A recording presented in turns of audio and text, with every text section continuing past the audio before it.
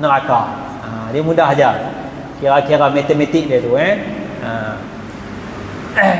Dan dia janji syurga tu secara yakin, secara pasti, seolah-olah syurga tu milik dia, bukan milik Allah Subhanahu wa ta'ala. Jadi kalau ada kumpulan yang macam ni, jaga-jagalah. Jaga-jaga. Kerana apa? Kerana syurga bukan milik kita, neraka pun bukan milik kita. Jadi yang akan buat keputusan nanti hanyalah Allah Subhanahu wa ta'ala. Maka Allah Ta'ala berfirman di dalam Al-Quran, wa yahkumu bainahum, dan Allah Ta'ala lah yang membuat hukum di antara kamu. Ada ayat bainahum, antara mereka. Allah Ta'ala lah yang membuat keputusan antara kamu ataupun antara mereka. Maknanya kita duk beza pandangan, selisih, siapa masuk syurga, siapa masuk neraka dan sebagainya tu, fima kuntum fihi takhtalifun, pada perkara yang kamu bezakan. Jadi yang buat keputusan ni Allah yang buat keputusan, bukan kita yang akan buat keputusan. Itu prinsip dalam Al-Quran. Wa yahkum, Allah Ta'ala yang buat hukum, Allah Ta'ala yang buat keputusan. Jadi tak ada siapa boleh tentukan orang ni syurga, orang ni neraka secara pasti. Tetapi ajaran sesat ni dia nak tarik perhatian orang, dia kena janji macam tu lah, kan? Kena janji macam tu lah. Kalau tak janji macam tu, tak menarik perhatian lah, kan?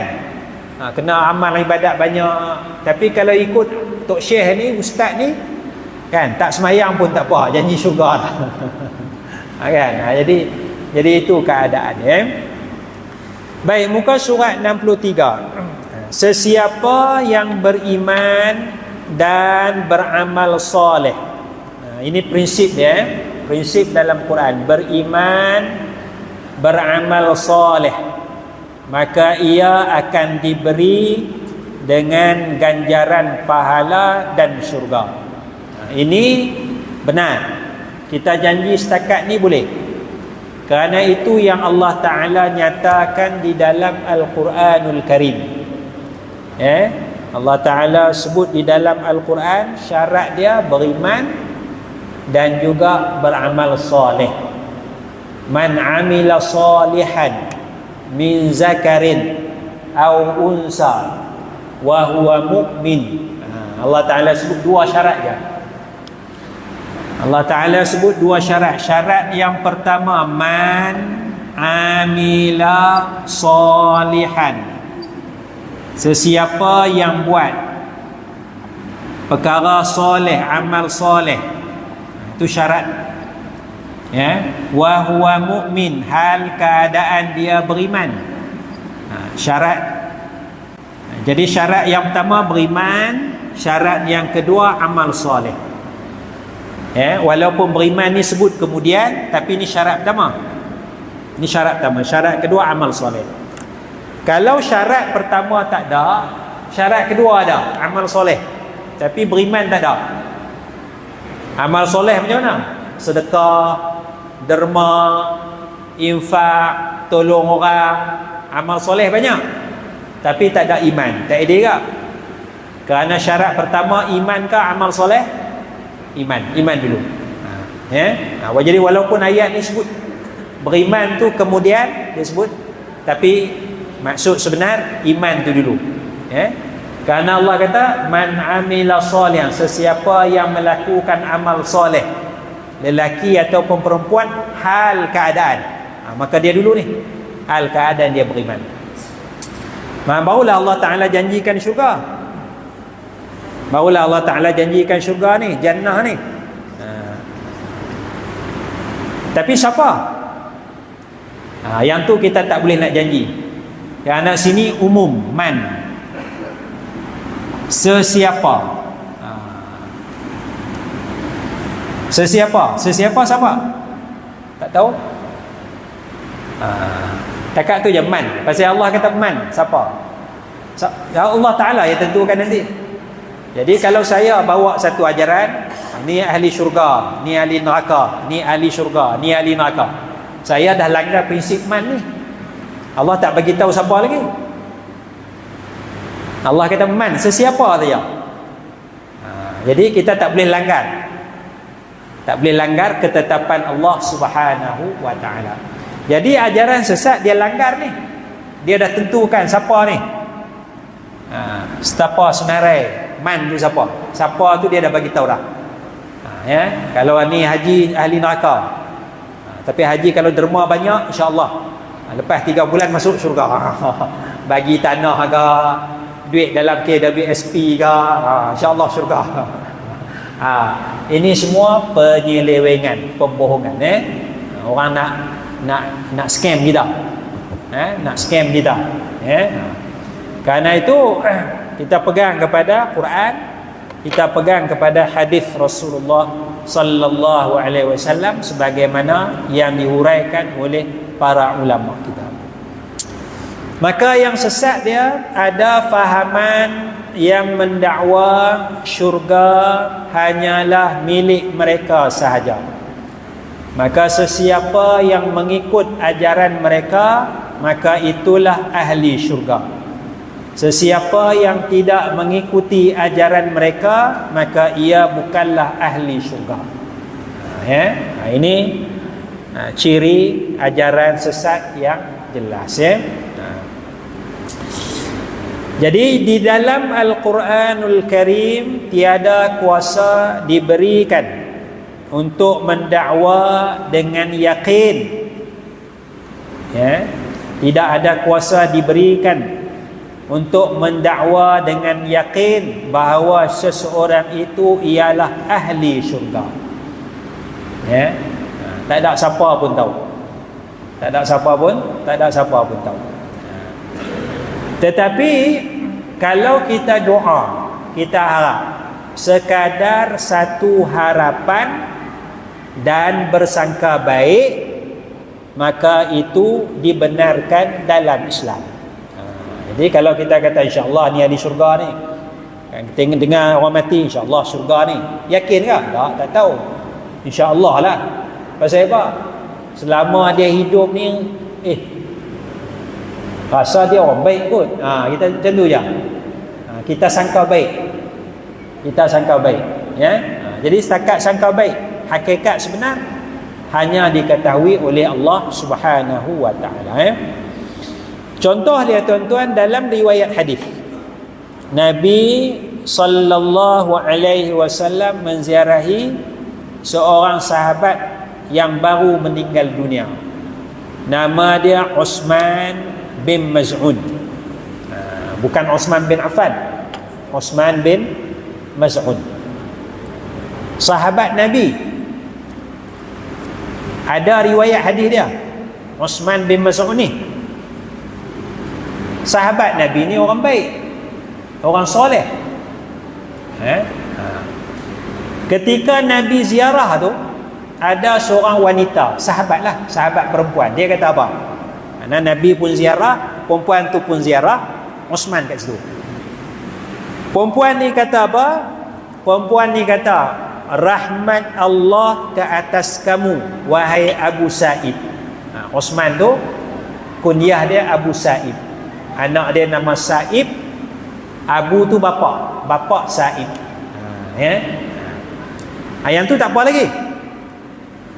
Pasal yang tu doa, rahmat Allah. Yang tu tak apa. Misal kita kata rahmatlah, rahimahullah.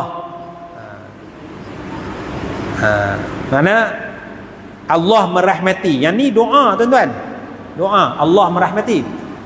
Tak apa. Ataupun kita kata almarhum. Almarhum makna yang dirahmati. Kalau perempuan almarhumah. Almarhumah perempuan.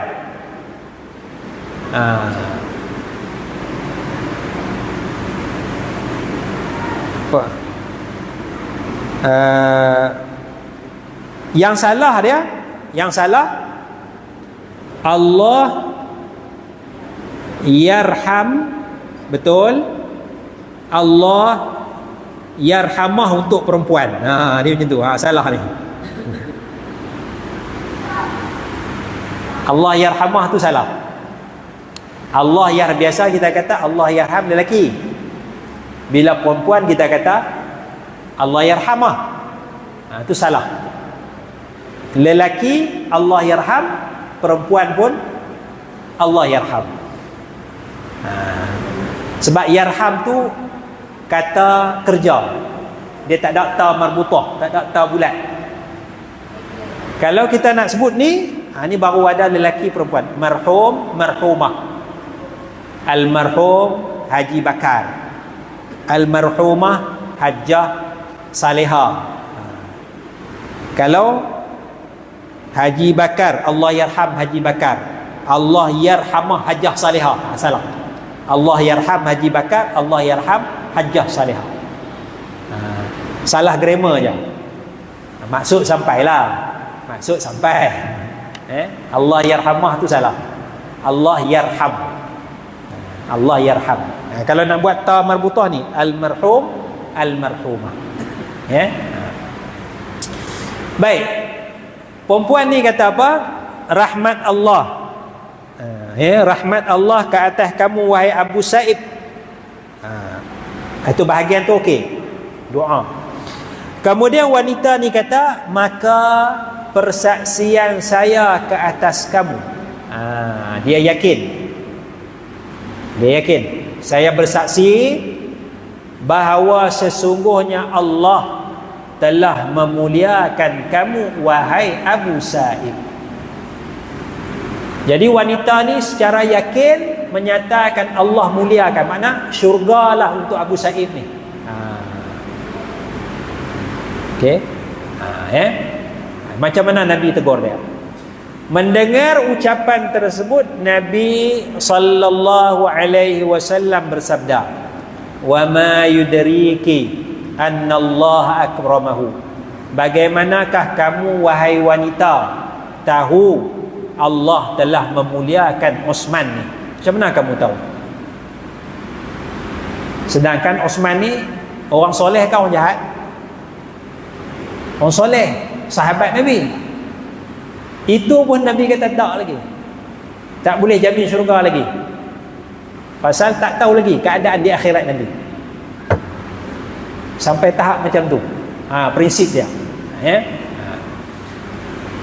Wa ma yudriki anna Allah akramahu. Macam mana kamu wahai wanita tahu Allah telah memuliakannya Abu Sa'id tu, Osman tu? Amma huwa, adapun dia Abu Sa'id ni, faqad ja'ahul yaqin, telah datang yakin, yakni mati kepadanya. Wa inni la arju lahul khaira, dan sesungguhnya saya berharap baginya kebaikan. Nabi cuma guna perkataan harap.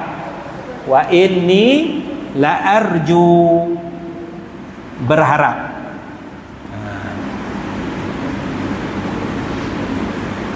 Jadi kalau kita daerah mati, insya-Allah ni syurga dia ni insya-Allah, yakin, wallahu a'lam, mana kita tahu. Harap insya-Allah. Takkan kita nak kata insya-Allah neraka dia ni. Takkan nak kata macam tu. Kan insya-Allah dia ni ahli neraka ni. Kan? Jemaah kita mati jumpa anak dia, salam takziah, insya-Allah bapak kamu ahli neraka. Tumbuk kita dulu.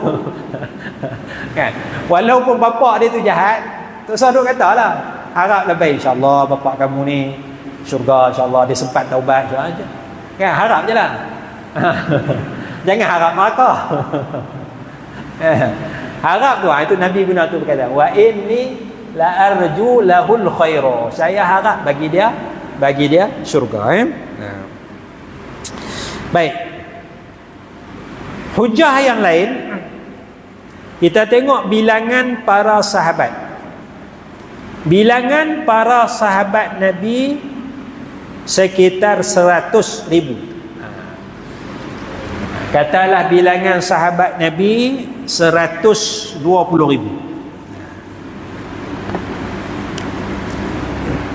Ini kita nak tengok tak apa jaminan syurga ni berapa orang.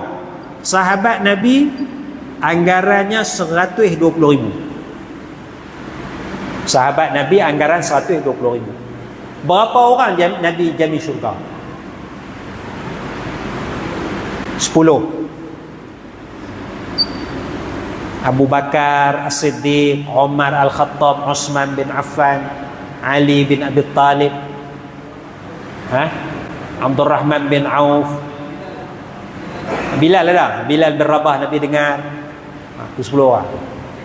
Kemudian adalah tambah sikit-sikit lagi kot.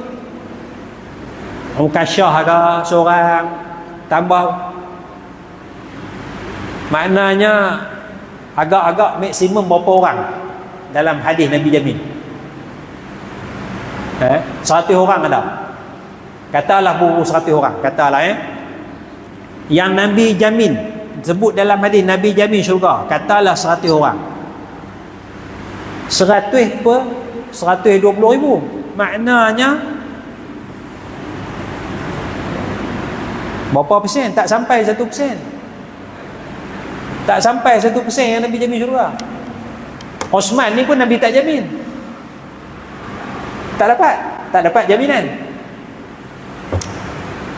Bukannya jahat pun, jauh lebih baik daripada kita Osman ni. Itu pun Nabi kata aku harap je. Jadi kita ajaran sesat, dia jamin syurga dah. Ini syurga. Maknanya pemimpin ajaran sesat lebih hebat daripada Nabi Muhammad. Nabi Muhammad jamin berapa orang je. Ajaran sesat kalau pengikut dia ada 300 tu dia jamin syurga. Kalau ajaran dia ada pengikut 1000 tu dia jamin syurga. 100% dia jamin syurga pengikut dia. Pemimpin ajaran sesat lebih hebat daripada Nabi Muhammad. Jadi Nabi Muhammad jamin sebab ada wahyu. Wa ma yantiqu 'anil hawa in huwa illa wahyun yuha. Nabi Muhammad tak bercakap berdasarkan hawa nafsu, melainkan ada wahyu. Jadi Abu Bakar, Umar, Uthman ni ada wahyu, Nabi bagi tahu. Uthman ni tak ada wahyu, tak boleh bagi tahu. Bila tak ada wahyu, Nabi serah kepada Allah Subhanahu wa taala. Itu prinsip dia. Jadi jumlah sahabat 100,000, 120,000. Namun muka surat 64, ia sekadar anggaran sahaja. Apa yang penting, adakah semua mereka mendapat saksi khusus daripada Nabi sallallahu alaihi wasallam bahawa mereka ahli syurga? Apa yang diketahui hanya beberapa sahabat sahaja, antaranya 10 sahabat yang mendapat berita gembira dengan syurga, al-asharah al-mubasysyaruna bil jannah. 10 orang sahabat tu, itu antara mereka Abu Bakar, Umar, Uthman, Ali dan lain-lain. Begitu juga seorang sahabat nama Ukasyah, yang termasuk dalam golongan 70,000 yang masuk syurga tanpa hisab dan adab. Ada hadis dia. Hadis dia Nabi kata, Nabi sallallahu alaihi wasallam bersabda, kita nak cari Ukasyah ni.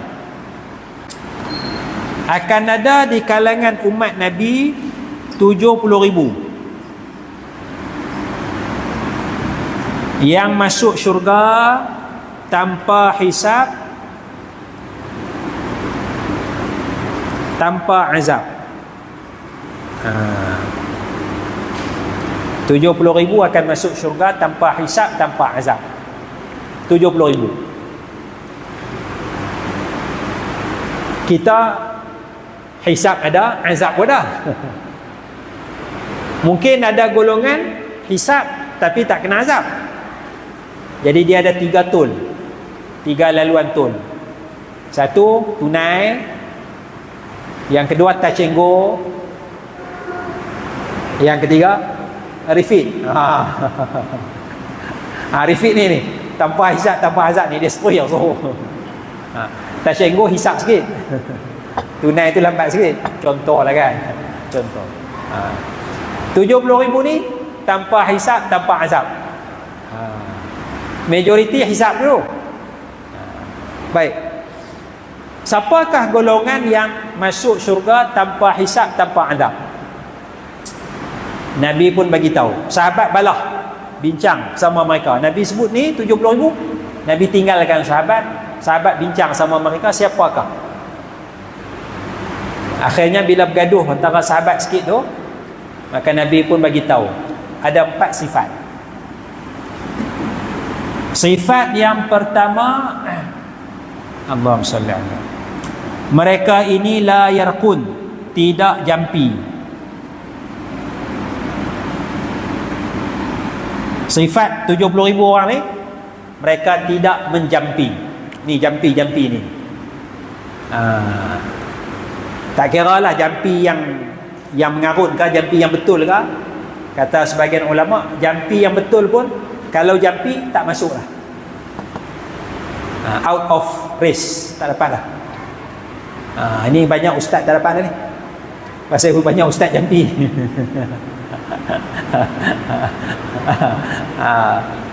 Ada ulama kata, kalau jampi dengan mengarut, jampi hai mambang pulut, hai mambang tanah, tu jampi tu dia tak dapat 70,000 ni.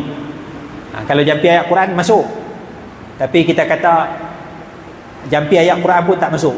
Pasal sikit, 70,000 ni sikit. Umat ada berbilion-bilion.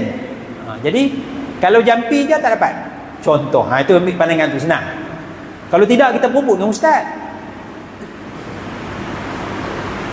Jadi kita keluarkan ustaz dah jampi tak masuk dah dalam ni. Selamat, kita selamat. Jambi ya? Jambi ya? Tak dapat dah. Tak dapat dah.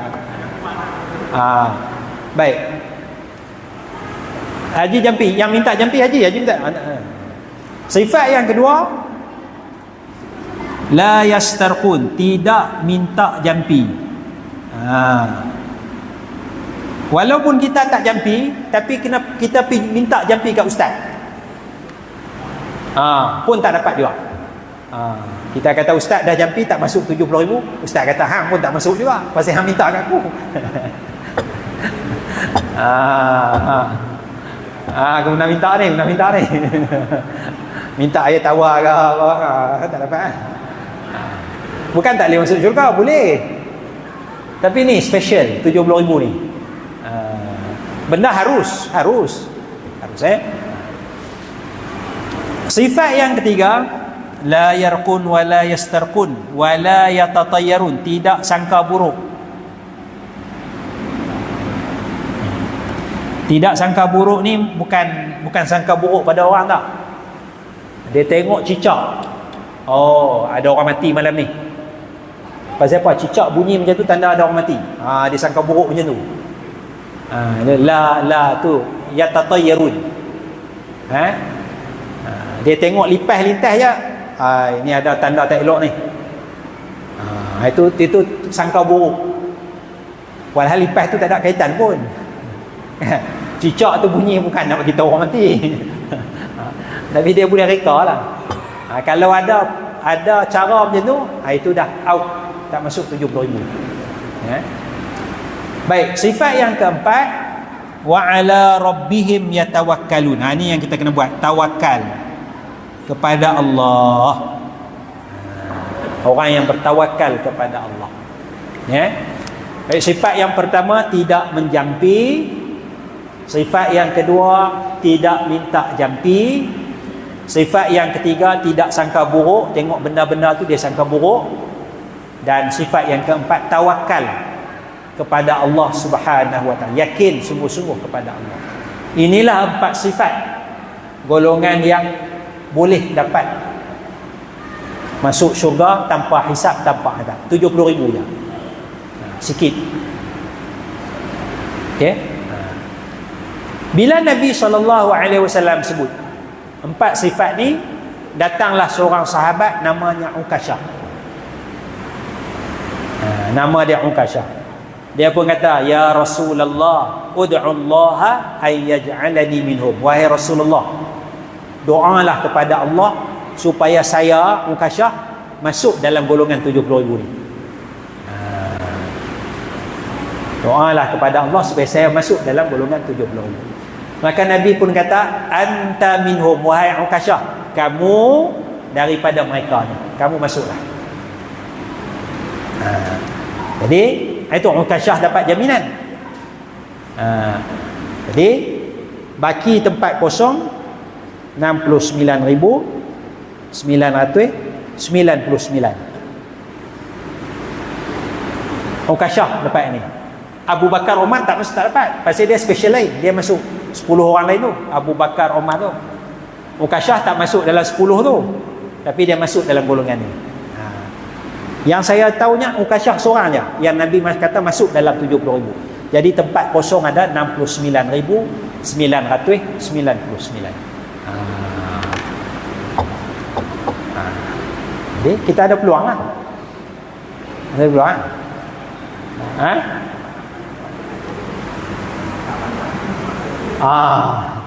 Tapi sahabat Nabi 120,000. 120,000 habis kat mereka. Tapi ada sahabat kedua, seorang lagi datang.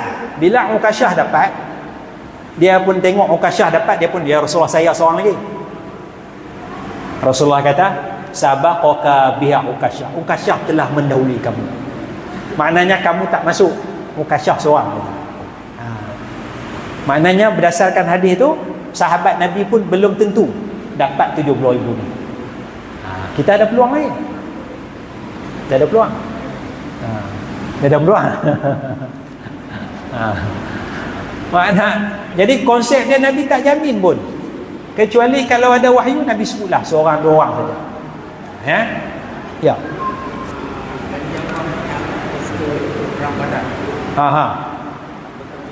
Perang Badar. Perang Badar 313. Ada lagi 313 Perang Badar. Itu special.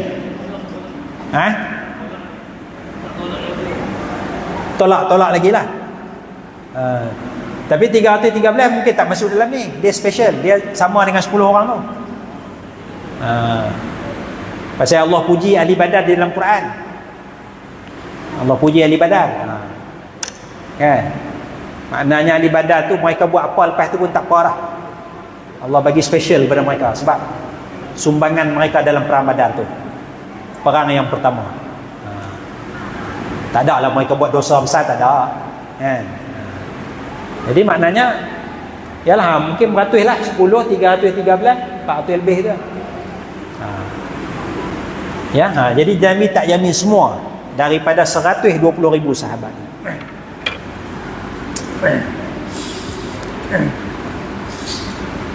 Maka kita yakin dengan kebaikan para sahabat Nabi. Kita beriman para sahabat Nabi baik. Kita dah bicara dulu ni kat surat 57 tu, sahabat Nabi yang sesat tu mengkafirkan, mengutuk sahabat Nabi tu. Jadi kita yakin dengan kebaikan para sahabat Nabi. Namun untuk bersaksi bahawa mereka sahabat Nabi ialah ahli syurga bukanlah dalam kuasa kita. Kita sangka baiklah, sebagaimana Nabi sangka baik kepada Uthman ni. Jika begitu, bagaimana mungkin ada fahaman yang mendakwa bahawa fahamannya dan ahlinya sahaja akan masuk ke dalam syurga? Jadi hukum sebenar Allah Ta'ala akan tentukan. Sebab itu dalam hadis ada 3 golongan sebagai contoh kan. Seorang baca Quran, seorang sedekah banyak, yang ketiga mati syahid. Dalam hadis diceritakan apa yang berlaku di akhirat. Allah Ta'ala tanya orang baca Quran, kenapa kamu baca Quran? Orang yang baca Quran jawab, aku baca Quran kerana-Mu ya Allah. Tapi Allah buat hukum, kazabta, kamu bohong. Kamu baca tu bukan kerana aku, tapi kamu baca tu kerana nak pujian manusia. Sedangkan dia buat amal soleh. Dia buat amal soleh. Itu pun tak selamat lagi. Sebab Allah hukum zahir dan batin. Kita hukum zahir. Oh, dia tu ahli ibadat sebab rajin baca Quran. Allah Ta'ala hukum zahir dan batin. Yang kedua, sedekah banyak. Allah Ta'ala tanya, kenapa kamu sedekah? Orang yang sedekah kata, aku sedekah kerana-Mu ya Allah. Kamu suruh aku sedekah, aku sedekahlah. Allah kata, kamu pembohong. Kamu sedekah tu supaya orang puji kamu tu ahli dermawan. Tak selamat. Zahir dia baik. Yang ketiga, berjuang mati syahid. Allah Ta'ala tanya, kenapa kamu berjuang? Dia jawab, kerana Allah. Allah Ta'ala kata, kamu bohong. Kamu berjuang kerana nak supaya orang kenang kamu sebagai seorang pejuang. Jadi tiga-tiga tu masuk neraka. Zahir, amal soleh, baca Quran, sedekah, mati syahid. Tapi hadis tu peringatan kepada kita, kuasa sebenar Allah Ta'ala yang tentukan, bukan kita tentukan. Tapi kita tengok orang baca Quran, insya-Allah dia ni masa hidup rajin baca Quran, insya-Allah syurgalah. Kita sangka baiklah. Dia ni masya-Allah surau kita ni sedekah selalu. Korban dia bagi 2 ekor lembu, kan? Apa nak buat kenduri dia bagi. Memang sedekah dia banyak kat surau. Kita kenal, insya-Allah syurga lah kot. Kita harap, kita doa. Tapi hakikat sebenar Allah Ta'ala yang tentukan, ya. Maka dalam Al-Quran, syurga bukanlah milik individu, bukan milik jemaah, bukan milik parti, bukan milik organisasi, bukan milik bangsa dan sebagainya. Al-Quran meletakkan 2 syarat, iaitu iman dan amal soleh. Wa man ya'mal minas salihat min zakarin aw unsa wa huwa mu'min fa ulaika yadkhulunal jannata wa la yuzlamuna naqira. Sesiapa yang melakukan amal, sesiapa, umumnya man, sesiapa, ya'mal minas salihat, daripada amal soleh, lelaki ataupun perempuan, tak kisah. Sebab bahasa Arab ni dia ada lelaki perempuan, jadi terpaksa sebut lelaki dan perempuan. Wa huwa mu'min, hal keadaan dia beriman. Fa ulaika yadkhulunal jannah, maka merekalah golongan yang akan masuk syurga. Wala yuzlamuna naqira, dan mereka tidak akan dizalimi walaupun sikit. Jadi kita beriman kita mudah je tuan-tuan. Beriman kita, iman, jaga iman kita. Iman Allah sebagai Tuhanku, Muhammad sebagai Rasulullah. Ini yang basic kita ni, Rasulullah. Jaga. La ilaha illallah Muhammadur Rasulullah. Beriman ke hari akhirat, beriman Quran tu kitab Allah. Basic tu kena ada. Bukan suruh dalam beriman, bukan suruh hafal sifat 20. Tak hafal pun tak apa sifat 20 tu. Itu ilmu. Iman yang sebenar, aku mengaku tiada Tuhan selain Allah, Muhammad Rasulullah. Orang tanya sifat wajib bagi Nabi berapa? Tak boleh jawab. Tak apa, tak rosak iman pun. Tak tahu siddiq, amanah, tabligh, itu ilmu, itu cerita lain. Cerita yang penting basic iman tu Muhammad Rasulullah. Muhammad lahir tahun bila? Tak tahu. Tahu masih tak tahu? Tak tahu masalah. Nabi Muhammad lahir di mana? Mekah ke Madinah? Madinah kot. Pasal kubur dia di Madinah, Madinah lah kot. Tak apalah, tak ada masalah pun. Tak ada masalah, tak rosak iman kita. Karena yang Allah suruh i'tiqad Muhammad Rasulullah. Tu je. Kemudian amal soleh, solat, puasa. Kita buat kerja amal soleh tak? Cari makan amal soleh tak? Amal soleh tak cari makan? Amal soleh tak? Benda halal. Tapi kita jarang sebut orang yang buat kerja tu sedang melakukan amal soleh. Dia berhenti semayang, lepas tu dia sambung kerja dia. Tu tak berapa amal soleh tu. Yang duduk lama di surau ni tu amal soleh banyak tu. Walhal dia singgah semayang, amal soleh. Habis semayang dia pergi buat kerja dia, amal soleh lagi tu. Oh, dia tu amal soleh tu. Pas semayang duduk lena kat surau tu, memang amal soleh. Kita punya sempit amal soleh kita tu. Sempit maksud amal soleh tu. Buatlah apa pun benda Allah suruh, Allah benarkan, itulah amal soleh. Kita pergi berniaga ke, bawa teksi ke, bawa Grab ke, apa semua tu amal soleh. Sampai waktu semayang kita berhenti semayang, tu sambung kerja balik. Tak sempat wirid pun tak apa bagi salam terus bangun, sambil berjalan berwirid, subhanallah subhanallah boleh. Wirid tu sunat. Jadi kita kena luaskan amal soleh. Ibadat tu sebenarnya luas. Kita tak mencuri, kita tak berzina, kita tak judi, kita semayang fardu, kita puasa fardu, amal soleh. Lepas tu kita buat kerja, penat balik lena pun ibadat, amal soleh. Pasal apa? Esok aku nak bangun subuh, aku nak sambung buat kerja, lena tu pun jadi amal soleh. Tapi kita sempit maksud amal soleh tu bila pakai jubah, pakai kepiah, pakai serban. Dia tu pegang tasbih, tu ahli ibadat tu. Kita nampak ahli ibadat pegang tasbih ni, jangan ahli ibadat. Tak pegang tasbih tu tak banyak berzikir. Sempit. Sempit. Sebab tu ada hadis palsu kata, man hamala subhah, siapa yang pegang biji tasbih dikira ahli zikir walaupun tak berzikir. Ada hadis palsu. Ada hadis palsu. Dia suruh zikir, bukan suruh pegang tasbih. Hadis palsu kata pegang tasbih kira ahli zikir walaupun tak berzikir. Duduk 2 jam kat kedai kopi, pegang tasbih. Duk maki orang tu, kutuk orang ni, orang ahli tasbih. Ini hanya alat saja. Yang penting kita bertasbih di mulut dan hati, fikiran kita.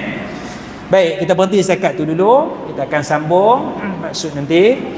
Wallahu a'la wa a'lamu bis-shawab. Subhanakallahumma bihamdik, asyhadu an la ilaha illa anta, astaghfiruka wa atubu ilaik. Assalamualaikum warahmatullahi wabarakatuh.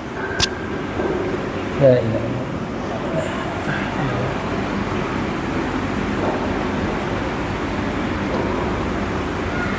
Allahumma shalli ala sayyidina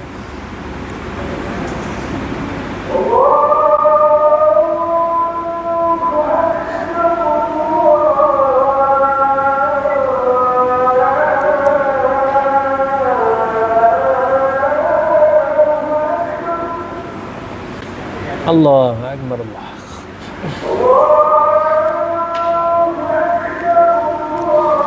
Bismillah.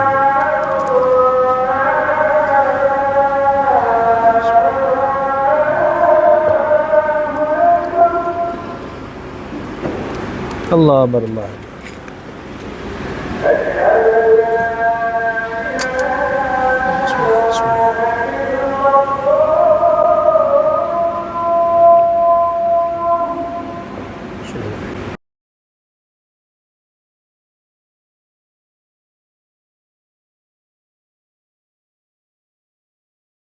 Tak ikut